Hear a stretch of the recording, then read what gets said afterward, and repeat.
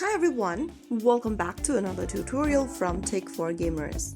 Are you playing Honor of Kings and want to automatically understand chat messages from teammates or opponents in other language? If yes, then you can easily turn on Auto Translate Message in Honor of Kings.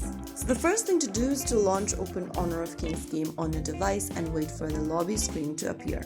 Once you're in the lobby screen, go ahead and click on the gear button at the top right corner from the home screen, and then from the left hand side menu, click on In Match. Once you're inside the In Match option, go to the very top and you'll see Auto Translate Chat Message box.